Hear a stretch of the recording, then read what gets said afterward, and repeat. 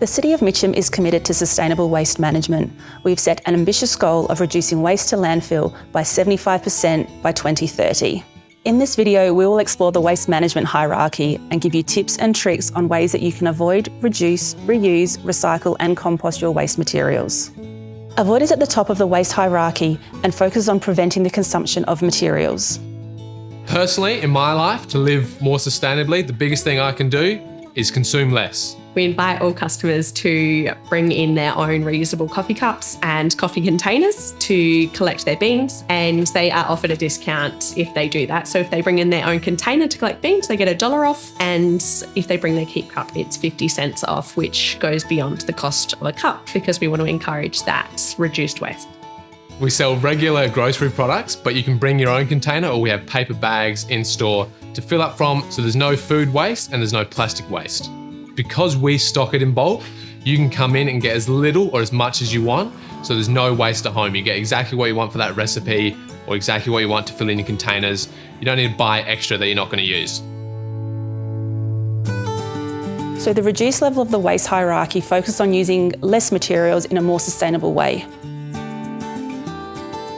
We recognised that Woolworths had some food that they were throwing out, and this was probably a few years ago, and we approached them to see if they would be willing to donate to our Wednesday group, because we had a kitchen full of amazing volunteers who wanted to cook for the community. We drive around the back to where the goods are delivered at Woolies, and they bring out any baskets and trays of all the food that would be really going into landfill. It's still quite good. It might just be close to use by date, bread, fruit and vegetables, maybe broken packets of something. So just to see the amount is just amazing. Generally, the volunteers will look at what we've got for the day and come up with some amazing menu for morning tea and for a light lunch as well. To see it used here, I think it's sort of rewarding in a way to know that we're doing our little bit and everybody's getting some advantage out of it. We've gone on a bit of a journey with regards to our waste reduction.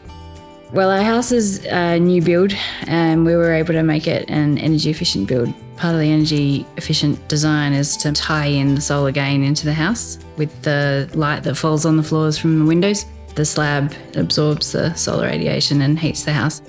I was really keen to do as much permeable surfaces as we could, try and get the water infiltrating into the ground rather than going straight out into the gutter.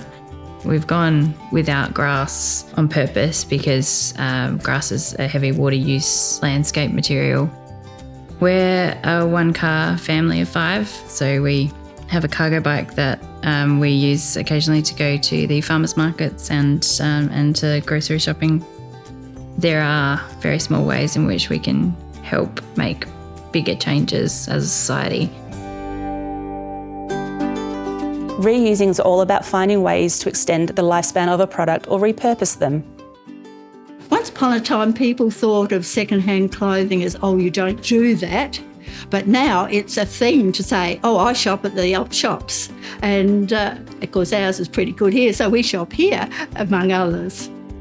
It's got everything going for it, op shopping. It prevents people putting things in the bin because they know they can just bring them here and they're hung up and somebody else is going to take them and use them and then possibly pass them on again to somebody else. I think that's the main thing, really, that you can get quality and something different at a very low price, and it's not going to the tip is the main thing. I'm Peter Jones and I am the team leader for the Bike Shed. If we can take bikes that were going to be scrapped, that were unwanted, unloved, refurbish them, put them back into the community for disadvantaged people, for children in need, it gets them back on the road, it widens their world. What we can't repair, we scrap for parts, salvage little bits and pieces and turn the rest into scrap metal. Of the bikes last year, we processed over 1,000 bikes. 450 plus went back into the community for reuse. Over 500 ended up in scrap. Not landfill, but scrap metal for recycling. Steel is a good reusable product, Aluminium is perhaps one of the greatest reusable products on the planet. Very, very expensive to manufacture the first time, but an incredibly high recovery rate for reuse. Anything we do that gets people back on bikes is a good thing. A small group of us were wanting to start a community garden. A lot of our members have joined because they wanted to learn about gardening and learn about sustainable practices. We've reused wood for various constructions in the garden. The information bay, the iron gate when you come into the entrance is made of recycled garden tools. The mulch that we're standing on at the moment comes from the community, from active trees.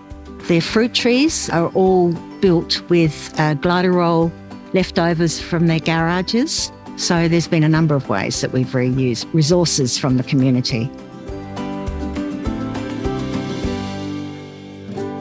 The next level of the waste hierarchy is recycle, and this is where we turn materials into new products through remanufacturing. We provide a fortnightly curbside recycling service to our community where people can get rid of their plastic bottles, cans, glass.